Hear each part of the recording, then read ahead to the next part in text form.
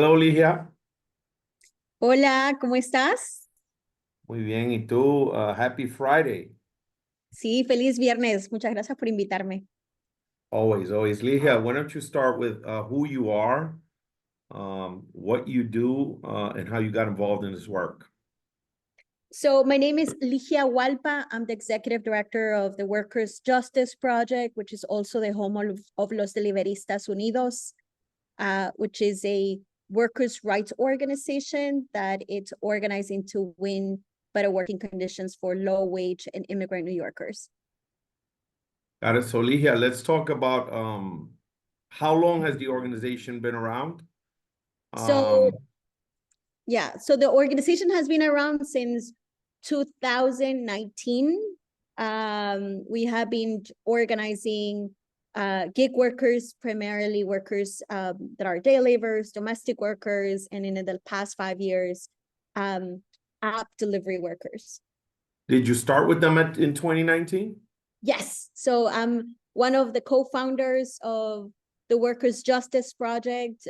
Since then, I have played various roles from organizing, campaign building, and now I'm like the executive director.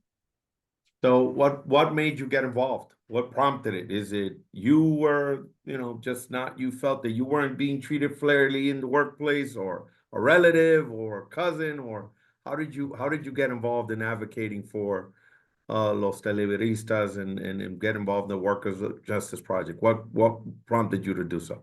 Yeah. Well, me, myself, I'm an immigrant who migrated at the age of 10 with a dad who From uh, where? from Ecuador. Uh, Okay. yeah, migrated at the age of 10, grew up in the Bronx, along with my dad, who was doing day labor work and then became a small business owner. And then a mom who worked for almost a decade in the garment industry. And for me, I think throughout the years, growing up in a neighborhood where there was always a lack of resources and kind of like deeply understanding why my mom, who worked a shift from 6 a.m. to 9 p.m., and a dad who was doing shoe repair work as a worker, working from Monday to Saturday, we still couldn't barely afford not even to rent an apartment, but barely pay a room, was kind of like a shocking for me that it took me years to understand that, that my family, and I think just like immigrant New Yorkers, are part of a system where doesn't matter how hard do you work and how many jobs in the city of New York, you can still afford to be able to survive. And for me, deeply understanding that it's not just a systemic issue, but the fact that the jobs that workers are doing, like my mom and my dad, are jobs that most workers and most immigrant New Yorkers are paid poorly, and are treated as disposable labor, like really hit me. Because I, like many other immigrant kids, are deeply impacted, right? Because if mom and dad work very hard and can still afford to pay a full apartment, and not being able to support their family, it's deeply impacted by everybody, right? And I think it took me years of I think understanding, but also politically educating myself, like why the system it's not working for the working class. And I think right after college, I was deeply moved to organizing and realizing throughout the years, and especially my first job being a organizer at a community center in Queens, was kind of like a sort of a realization that the only way historically for communities to be able to have a dignified life is through community organizing, that the system is systemically broken and is not being designed by working class like us. And for low wage is exactly the same, knowing that historically there's workers that have been excluded from basic labor protections, like domestic workers, day laborers, and the fact that not everybody's unionized, right? And I think that hit me really hard. The fact that a mom, like for instance, my mom, who was a working class person and work in the garment industry, never had access to union, never understood what union really was meant for.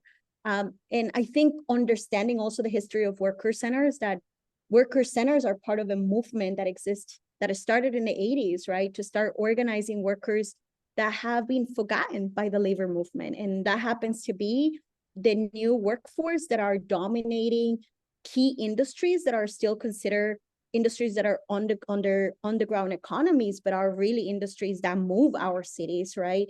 Are sort of the heart of our economies, like for instance, domestic work, day labor work, gig work, right? Are essential labor that keep our cities running, but many of them are working in the shadows without labor protections. And I think that has kept me a lot with like the worker center movement, knowing that what we are fighting is not just to ensure that workers have the power to have more control of their lives and their future, but we are fighting and designing a better future for everybody. And hopefully at some point, right, also creating a pathway for unionization for millions of workers across the city and across the country who still are not unionized, are working in industries where have few to no labor protections.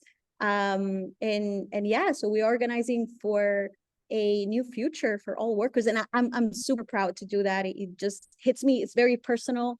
But not only that, it's the reality of every New Yorker, just like my mom and my dad who came in the 80s, who the only way to survive in the industry is relying on low wage jobs. And no job should be low wage, right? Especially if you're doing a work where you're putting your own safety and health on the line. And if you're sacrificing even spending time with your own family in order to work, like you should be able to afford a living wage. You should be able to have paid sick leave. You should be able to have workers' compensation if you get injured. You should be able to have a retirement, right? Like all these benefits shouldn't just be given to workers who are unionized, should be given to everyone, should be part of a norm in a system.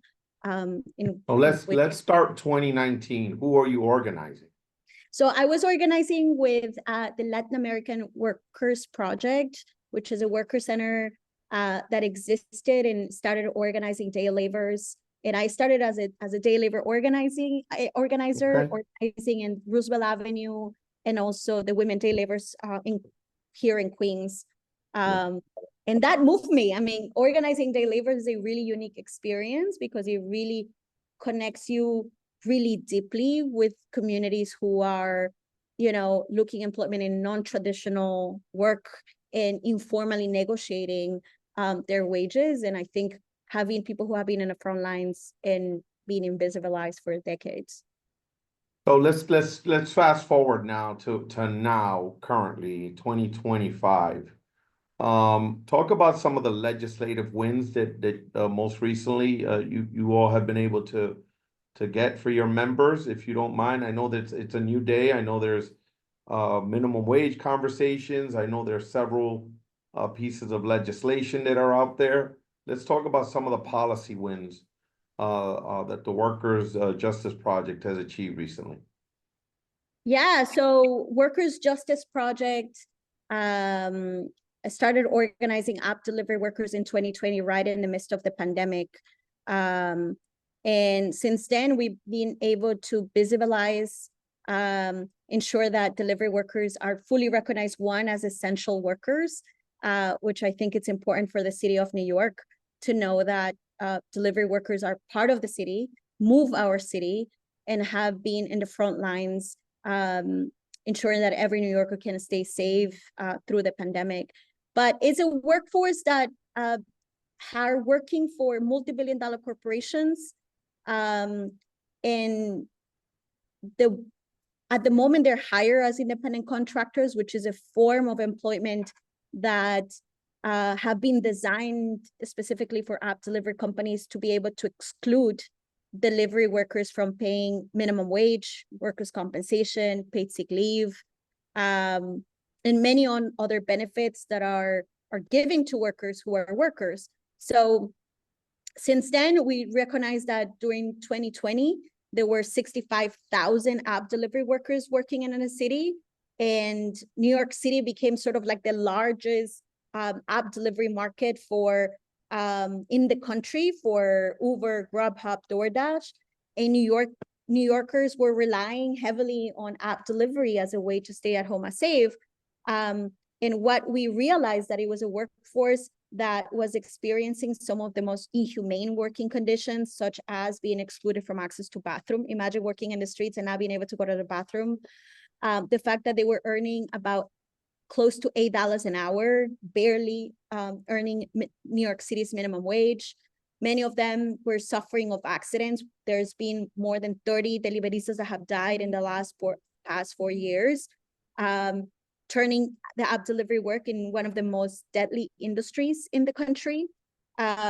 Also, the fact that deliveristas are not just experiencing fatalities because of traffic crimes, but also the fact that they're also experiencing street crimes. And, one of them is e-bike theft being something that impacts them economically, knowing that they invest $3,000-4,000 on an e-bike and knowing that it gets stolen.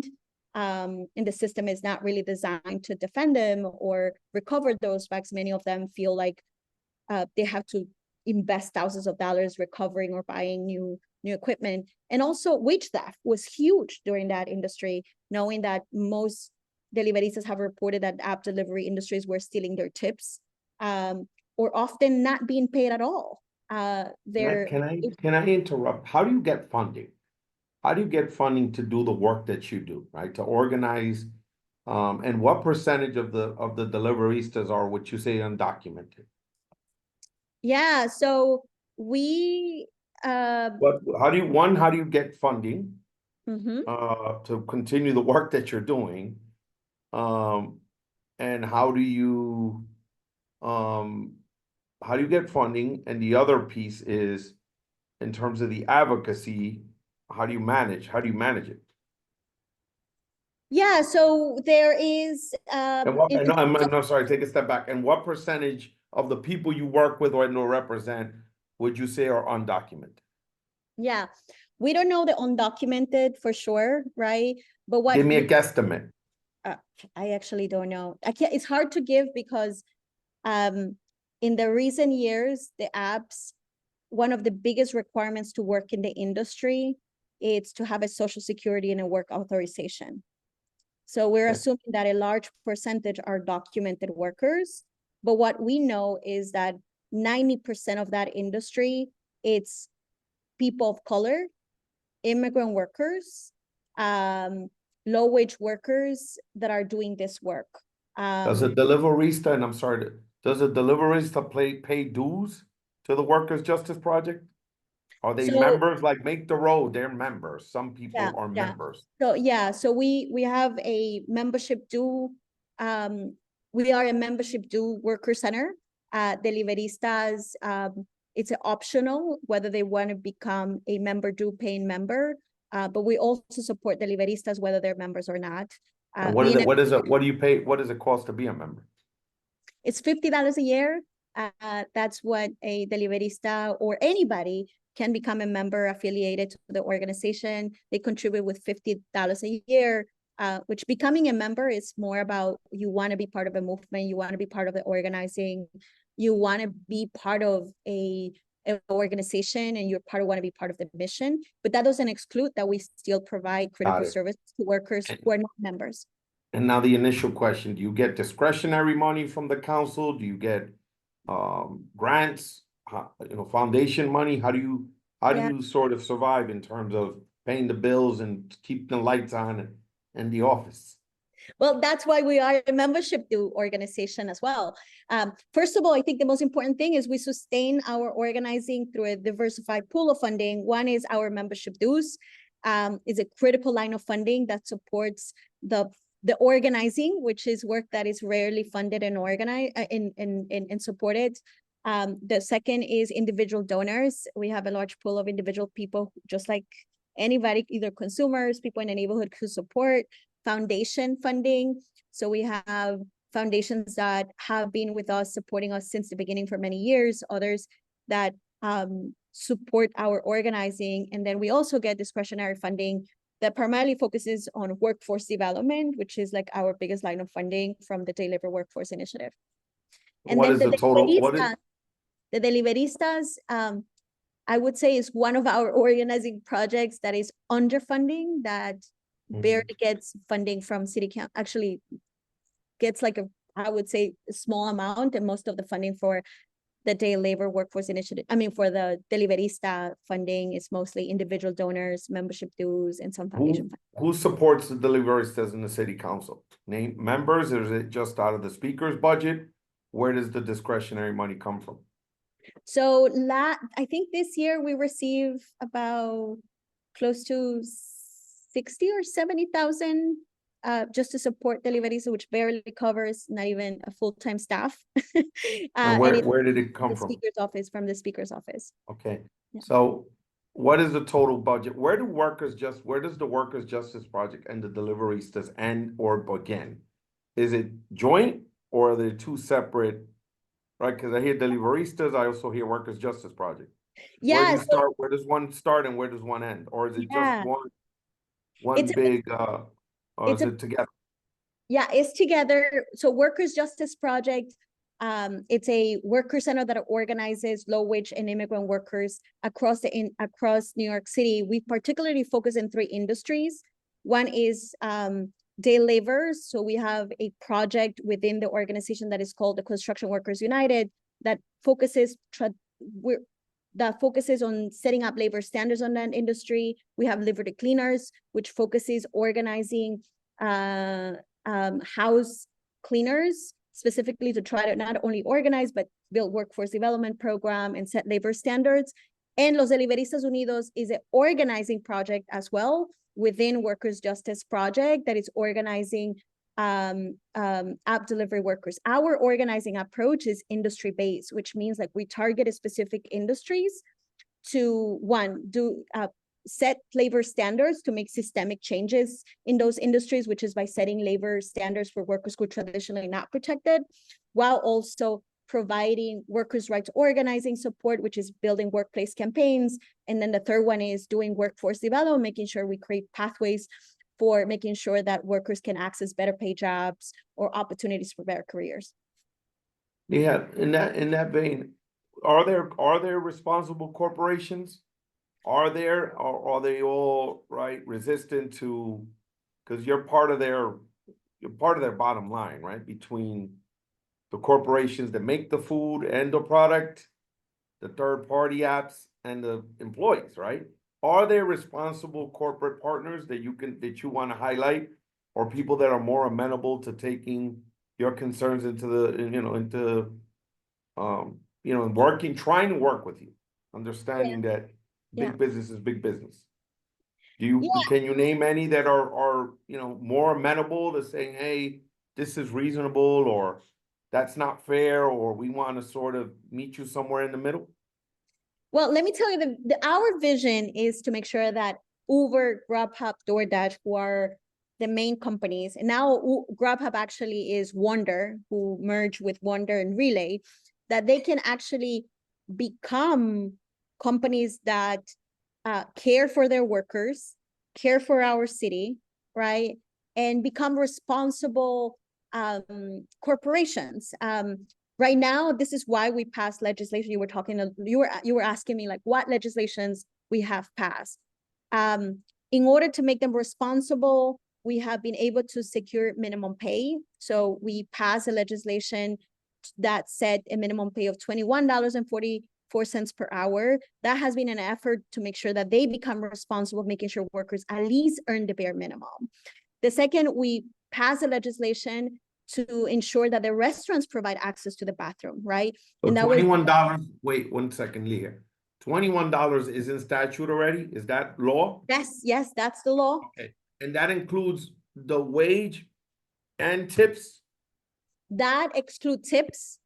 So the companies have to pay $21.44, and tips cannot be accounted as part of the minimum wage. That's something that workers are entitled these days by law. And our effort has been to make sure that the companies can comply with the minimum pay. But that's part of. So now they get a flat $21 an hour. Yeah, yeah. And but $21 excluding tips. and excluding tips, So correct. on my app, hypothetically, on my app, right? I Mhm. get a delivery at home from the whatever, Grubhub, whichever one I'm using, hypothetically, and it usually gives me an option to tip. Going forward, that's no longer the case. That should be the case, right? So then I would essentially to say this person is making $21 an hour, and I can say, great service, great job. Let me throw in 10% on top of and that will go to the driver or Yeah, the site, that will go directly or to the the driver. employee. Yeah. Got it. Yeah, let me explain something about the minimum pay because first of all, we were able to increase the minimum pay from $8 to 21.44. That's a That's huge a big, increase. that's a huge jump. Yes.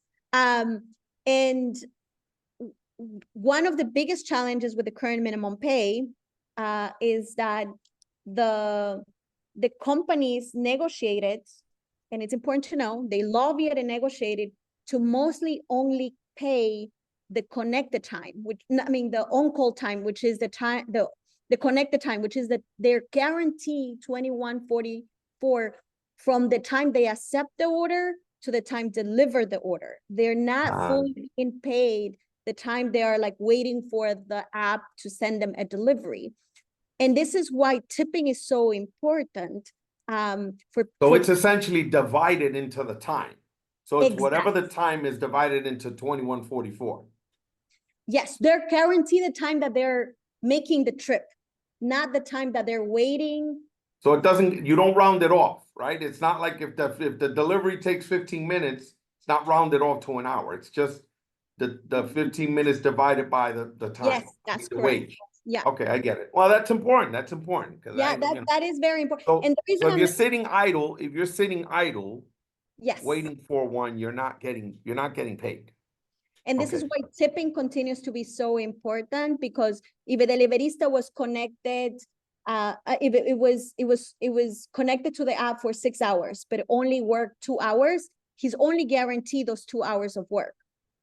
Got it. So let me ask you another question. Now that these things require legislation, passing laws, signing laws, vetoing laws potentially in some cases, who are some of your champions in the city council? What elected officials have taken your cause and your issues to heart and said, I want to be helpful, I want to work with you, I want to make sure that people are getting a living wage or fair wage, right? That they can support themselves and their families and live in New York City. Who are some of the people that are near and dear to you in terms of pushing for your issues in government? Yeah, let me start with some of the council members that have been championing some of these landmark legislation that secured, for instance, the minimum pay. That's New York City Controller Brad Lander, who has been a huge deliverista champion, who led the minimum pay standard in his time when he was a city council. Then Justin Brennan, who passed one of our bills that ensure that the companies can provide a delivery bag. But now he's championing one of the most important legislations for deliveristas, that is about ensuring job security, ensuring that the companies can comply with the minimum pay standard, which is Intro 1332, which is a just cause legislation that will ensure that the apps cannot fire workers without a due process, without providing evidence or a reason of firing, and then creating a fair appeal process if a worker has been unjustly deactivated, which is a form of firing. That right now, he's championing that piece of legislation and has been a key champion. We're hoping that the speaker will prioritize, because it is a law about street safety. And other council members that have been part of this journey is definitely, for instance, Sandy Nurse, who recently secured expanded the minimum pay for app grocery delivery workers. Jennifer Gutierrez, who also was part of a package of bills that expanded minimum pay for app delivery workers. Gail Brewer, who I have to say it's a big champion and a fan of los deliveristas, who have been by our side, making sure deliveristas have a voice at city council. And then the other one is Shahana Hanif, who's leading a paid sick leave law. Minimum paid sick leave legislation to ensure that the Liberistas can have paid sick leave, which is, very important. Those are our key champions at city council at the moment. Let's talk on the mayor side now. Who are some of your allies in the mayor's administration that you find are a force for good and or open to listening to your issues and want to help? You mean the current administration, or you mean The out of? current, all around. You can also take a step back and say, you've been around since 2019, so you can, talk about other people that have sort of been helpful. Because Yeah, there are two branches, city, the executive and the council, right? So I know yeah, DWP is one of the enforcement arms, yeah. in terms of Talking- agencies. Yeah. Well, actually, I have to say, the Mayor Adams administration was a key champion of Los Deliveristas. I just want to acknowledge that Okay, from fair. New York City Mayor Adams, was the mayor who did not oppose signing the minimum pay law when he went into office. I think it's important to recognize that. He ensured Deliveristas actually was a huge partner in ensuring a partnership with New York Senator Chuck Schumer, who devoted the funds and partnered with New York City Mayor Adams to build the first Deliverista hub in the nation. That was huge.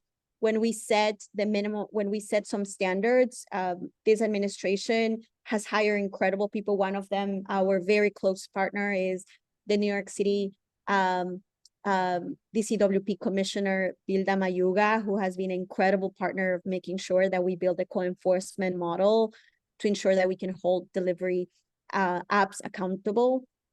And I do have to say, the agency has been, I think, one of our very close partners, and we have never seen a really close relationship where they deeply care about making sure that these labor standards are enforced. They deeply care about making sure deliveristas are informed. And one of our challenges under this administration has been that they have unfortunately underfunded one of the most important agencies that is not only in charge of enforcing basic labor standards for 80,000 app delivery workers, but we're talking about other protections to other New York City workforce. So I would say, within the New York City Mayor Adams, Bilda, the commissioner of DCWP, has been a huge ally and a partner. The Senator Chuck Schumer, has been it was, I think, the only time we have seen a senator commit $1.1 million in building infrastructure and ensuring that there is a close partnership with the New York City mayor. I think it's important. And I just want to recall, we have had a very close relationship with the New York City Mayor Adams until the past year, where he completely, turned his back on delivery workers, and instead of continuing his commitment to protect, defend who he called heroes, turning his back and then treating them as criminals. And we're super disappointed to see New York City Mayor Adams set new policies like, moving traffic violations into criminal summons, meaning like any deliverista who crosses the red light because he's trying to, prevent from being fired and try to deliver on an unrealistic time frame, now getting a criminal ticket and forced to go through the criminal court, or setting up a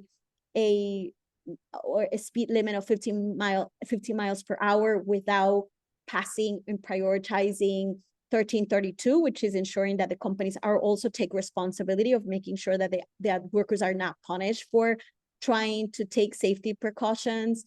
And the other one is like creating regulations that is more about regulating e-bikes and criminalizing and punishing workers rather than protecting workers has been very disappointing to see a mayor turn his back entirely and go from treating deliveristas as heroes to criminals. And we're very hopeful with the new administration, especially with candidate Zora Mandani, who What put have those across. conversations been like? Have you connected with the Democratic nominee? Have you had an opportunity to meet with him? Yeah, I would say the only one that has realistically made I think, a commitment to listen and ensure that the Liberistas' priorities are part of his blueprint has been Zoran Mandani, who, as part of his platform, his team had deep conversations with us and ensure that his platform really reflects the vision of Los Deliveristas, the reality and the working conditions. And we're really excited and hopeful about a potential nominee and hopefully a candidate that will make sure that any policies and any priorities are set and are designed with Deliveristas as part of the table. Yeah, how would you grade the de Blasio administration when it came to deliveristas and your concerns? I mean, we unfortunately within the de Blasio administration, I think it was an administration where by the city council, we had some success about making sure there was workforce development. Actually, within the de Blasio administration is when that city council and the mayor kind of ensured that there was day labor workforce. There was the creation of the day labor workforce initiative, which was a huge breakthrough, especially about being like the first workforce development program designed for immigrant New Yorkers. That was huge.